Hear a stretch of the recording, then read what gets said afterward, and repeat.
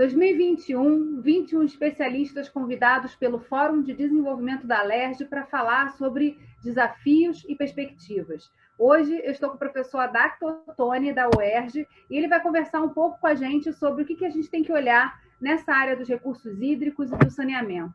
Professor Adacto, o que a pandemia trouxe de desafios para o cenário do estado do Rio de Janeiro? A pandemia nos mostrou realmente o problema das deficiências que nós estamos tendo no saneamento, né, com o crescimento desordenado das cidades. Isso foi um raio-x, né, desse problema socioambiental, o crescimento desordenado, a falta de saneamento, que foi o responsável por muitas mortes. Muitas pessoas morreram porque não tinham condições mínimas de acesso à água potável, à higiene e habitação segura, e a consequência disso foi a mortandade maciça de pessoas, lamentavelmente, pelo descaso com o saneamento. Né? Agora, a gente vê um outro problema dentro dessa tua pergunta, é o problema econômico. Frente ao ocorrido, há um grande impacto econômico e, obviamente, o poder público vai ter que ter muita criatividade para tentar a recuperação com soluções inteligentes, soluções baratas. E aí é aquele foco que eu sempre abordo, é a sustentabilidade. A sustentabilidade ambiental é a saída para o problema. Eu diria que os grandes problemas ambientais agora de desafios para 2021 que nós temos aqui no estado do Rio de Janeiro são enormes. Né? A gente vê, por exemplo, naquela região de Niterói, o problema das lagoas de Piratininga e Itaipu. Nós vemos aqui no Rio de Janeiro problemas de poluição das praias, né, que colocam em risco a balneabilidade das praias pela deficiência no saneamento de esgoto, né, de lixo, o problema da degradação dos corpos hídricos. Né? Então, você tem as lagoas de Jacarepaguá, Lagoa Rodrigo de Freitas, você tem problema da Baía de Guanabara, Baía de Sepetiba, existe também lá Maricá, Lagoa de Maricá. São problemas que são comuns, as causas são comuns. Né? A gente tem também, dentro desses corpos hídricos, os rios estão poluídos, e a causa desses problemas é o crescimento desordenado das áreas urbanas, a deficiência no saneamento. Né? Então, é isso que nós vamos ter que corrigir com soluções sustentáveis. Além desses aspectos, nós temos dois problemas, então, graves. Além da poluição, que está afetando o meio ambiente do estado do Rio de Janeiro, você tem outros problemas nas áreas, não só nas áreas urbanas, mas nas áreas rurais. Você tem problemas que vários mananciais estão poluídos com pesticidas, fertilizantes de práticas agrícolas sem controle e gerando mais custo, porque você tem que ter um controle, tem que ter uma sustentabilidade também na produção de alimentos. Você vê problema de inundações, o norte, noroeste fluminense, por exemplo, está 98% desmatado. Então, durante toda a época de chuva, você tem enchentes com calamidade pública. E se eu for fazer um diagnóstico da situação do Estado, nós temos também as indústrias, o desenvolvimento industrial, que gera problema de poluição. Você tem obras e empreendimentos que são impactantes, que geram problemas de impactos ambientais. Então, eu faria o seguinte check-up dos problemas ambientais que o Estado tem. Primeiro, deficiências no saneamento. E aí, quando a gente fala em saneamento, nós temos que abordar o problema do abastecimento de água, e entra o problema da crise hídrica, o abastecimento de água com a drenagem. Olha só que contrassenso. Nós temos um risco de uma crise hídrica, né, com o risco de faltar água no período de estiagem, só que na época de chuva nós temos enchentes com calamidade pública. Então, essa crise hídrica é por falta de chuva? Não é. O grande diagnóstico que a gente pode fazer é a degradação da bacia. Então, nós temos como combater a crise hídrica. E a falta de saneamento, ela está, na realidade, grande parte do que a gente está descartando tem um potencial enorme de reaproveitamento e você, então, descarta, tem que pegar mais da natureza. E, obviamente, o problema, e aí vale para esgoto e para lixo. Né? As indústrias, a mesma coisa, é o mesmo procedimento.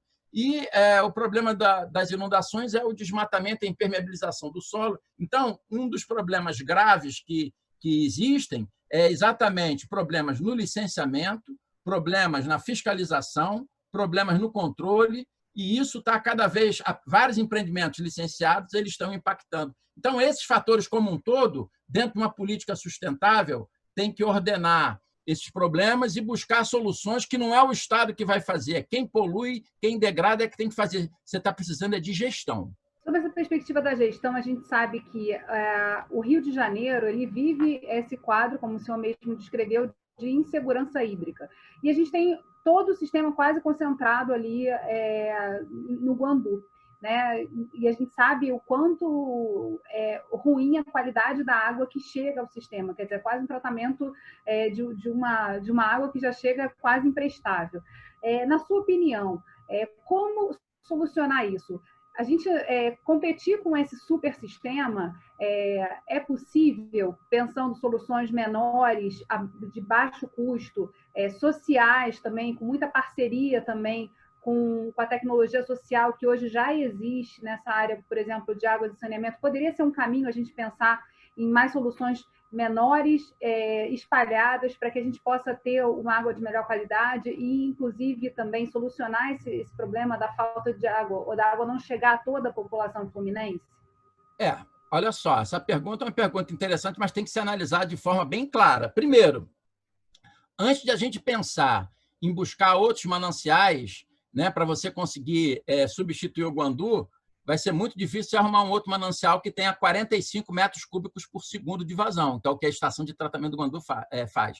O que você pode fazer é arrumar outros mananciais para aliviar alguma deficiência. Por isso que eu digo, muito antes de a gente pensar em buscar um outro manancial, o que é prioritário hoje em dia, porque isso não vai resolver o problema de um colapso no Guandu, né, é você tomar medidas de curto, médio e longo prazo para dar sustentabilidade ao abastecimento d'água do Guandu. E, paralelamente, você pode pensar nisso que você falou, mas o prioritário não é esse. O prioritário é resolver o problema do Guandu.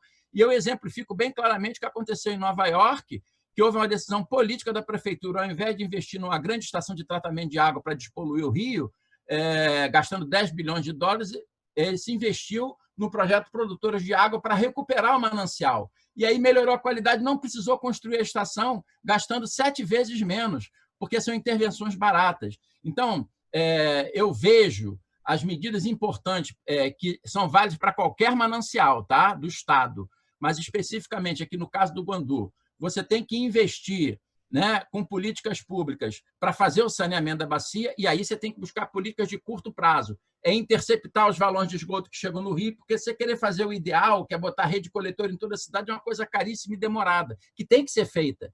Mas o manancial não pode esperar, a tomada d'água do Guandu não pode esperar. Então, você tem que fazer rapidamente o saneamento com soluções emergenciais para interceptar os valões, ou até mesmo, no caso ali da Lagoa do Guandu, eu tenho proposto desviar o Rio Queimados e o Rio Ipiranga, que logo depois que saem da cidade, que a vazão desses rios é pequena, e tratar aquela água poluída e devolver a água de novo para o Rio. É uma solução muito mais rápida e muito mais barata, mas nós temos que ver soluções de médio e longo prazo. Uma das soluções fundamentais é melhorar o licenciamento, a fiscalização e o controle, não só das concessionárias de saneamento na bacia, como dos demais empreendimentos. Isso é algo que é fundamental, porque, veja bem, não é o governo do Estado, nem o governo municipal que tem que resolver o problema de poluição. Quem tem que resolver o problema de poluição é quem polui. Então, na realidade, o que o Estado precisa fazer? É investir no INEA, no caso do Estado do Rio de Janeiro, as prefeituras investirem nas suas secretarias de meio ambiente com equipes boas, viaturas, laboratórios, para você poder monitorar bem o Rio, controlar os processos de licenciamento ambiental com um bom programa de monitoramento, exigindo licenciamentos mais rigorosos, com um bom programa de licenciamento. Por quê? Fiscalização severa, rigorosa, controle. Né? O que aconteceu agora foi um absurdo, no meu entender. O problema do Lameirão está prejudicando durante 20 dias porque você não tinha bomba reserva, possível deficiente de manutenção e conservação. Isso, se você tivesse um controle melhor, não teria acontecido. Então, isso não precisa de dinheiro, é muito dinheiro, é você investir na estrutura do Estado e dos municípios para melhorar o controle e a fiscalização. Agora, a outra parte da moeda é criar políticas públicas sustentáveis. Quais seriam essas políticas? É você investir no reflorestamento dos mananciais, né, priorizando as APPs, as áreas de preservação permanente, que são as faixas marginais de proteção dos rios, e a área das nascentes, que é a principal zona de recarga. Mas não é só isso. junto com isso, implementar obras de recarga, que mesmo numa área rural produtiva, com uma área com agricultura, com pecuária, você pode implementar ali valas de infiltração, bacias de recarga, você continua produzindo alimento e, ao mesmo tempo, contendo inundação e infiltrando água no solo. Isso melhora a eficácia desses produtos, evita o carregamento de fertilizante e pesticida, evita a erosão do solo, e são obras baratas. Agora, eu falar isso aqui para você, Geis, é palavrão, porque no estado não se faz nada de recarga artificial de água subterrânea. E o reflorestamento que se faz é um reflorestamento ínfimo. Não é que não se reflorestamento. Então, nós temos que privilegiar essas políticas. Por quê?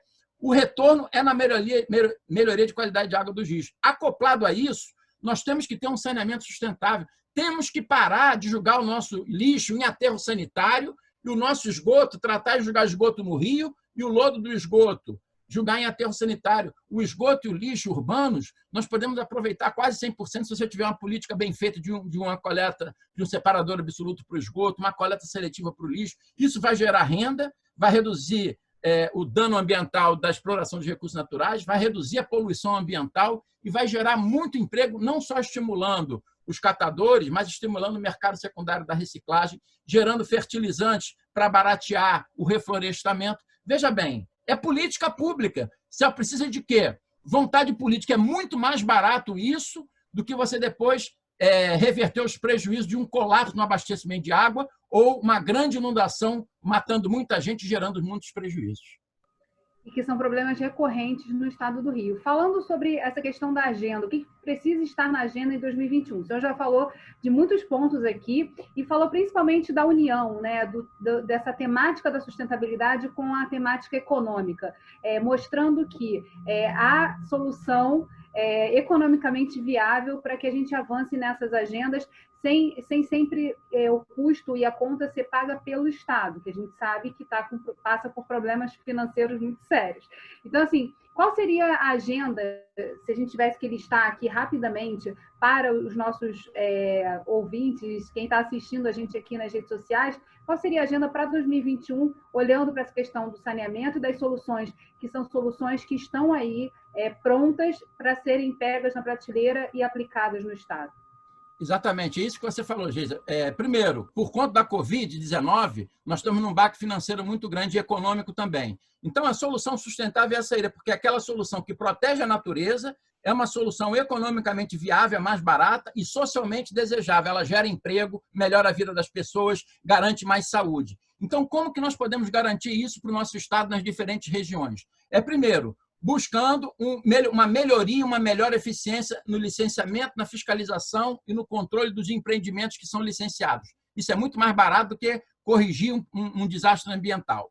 Esse é um primeiro ponto. Segundo ponto, buscar práticas sustentáveis de políticas públicas, né? No sentido, já comentei algumas como reflorestamento, mas entra no transporte urbano, buscando transportes de massa e gestão sustentável para o nosso saneamento, reaproveitar tudo, não descartar nada. Poluição é desperdício. E é muito mais. Você, às vezes, gasta o dobro na coleta, ao invés de coletar o lixo e jogar no aterro. Se você coletar para fazer a coleta seletiva, você gasta o dobro. Mas, em contrapartida, você gera uma economia enorme, porque você gera muito emprego, reduz a poluição ambiental e depois gera, do outro lado, maior entrada de recursos pelos impostos, pelo incremento da economia. Então, isso é a visão sustentável que no mundo está se fazendo. E, obviamente, aqui em termos de Estado do Rio de Janeiro, como que a gente vai conseguir enfrentar os grandes desafios ambientais, como despoluir a Baía de Guanabara, despoluir as nossas lagoas costeiras, despoluir os rios urbanos? É exatamente tendo uma política de uso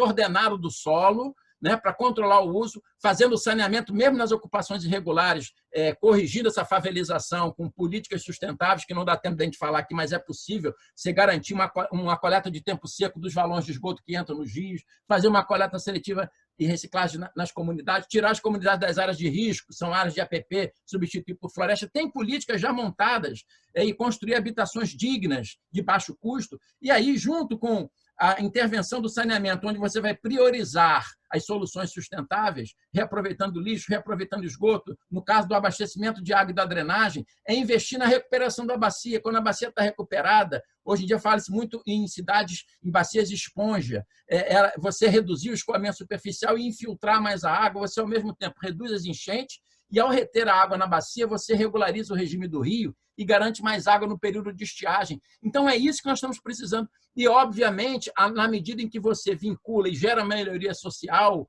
da população, investir em educação ambiental é fundamental, que o melhor fiscal é a população consciente. Então, veja bem, isso só precisa de vontade política. As ferramentas estão na mão. E, obviamente, para cada problema, e quando você resolve o saneamento sustentável integrado, quando você resolve o problema do lixo e do esgoto, com a prática sustentável, você melhora o problema do abastecimento de água e da drenagem. Quando você faz uma política sustentável nas indústrias, para elas deixarem de poluir, aquela indústria vai ser muito mais sustentável, vai ganhar mais clientes e você vai dar vida melhor para a população no entorno. Então, é questão de inteligência. Infelizmente, em vez de você querer, os nossos políticos pensarem em soluções de curto prazo, que deem voto político de curto prazo, é pensar em médio e longo prazo para deixar realmente um legado importante para a sociedade, que é isso que a gente quer dos nossos políticos, é defender os interesses da sociedade em prol do meio ambiente, e quem vai ganhar com isso são os nossos próprios políticos, é a própria sociedade. E é isso que eu gostaria de deixar como mensagem. Eu acho que, apesar de todas as dificuldades, é totalmente possível você implementar práticas sustentáveis, obrigar a quem está poluindo corrigir e fazer uma prática sustentável que não é cara, mas seguindo o tripézinho da sustentabilidade, que garante o desenvolvimento do Estado e dos municípios do Estado com benefício social e melhoria ambiental. Bem, professor Adacto, muito obrigada por ter aceitado o convite de estar aqui conosco, contribuindo nessa construção a 21 mãos, né, de visões para o Estado do Rio de Janeiro. E muito obrigada também por você ter trazido essa reflexão sobre a sustentabilidade e a possibilidade de, através dela, juntando o tripé econômico, social e ambiental, a gente conseguir caminhar para um crescimento sustentável e sustentado, né, da nossa economia aqui no Rio de Janeiro. Eu que agradeço a oportunidade, Geisa. Muito obrigado a vocês. Tá?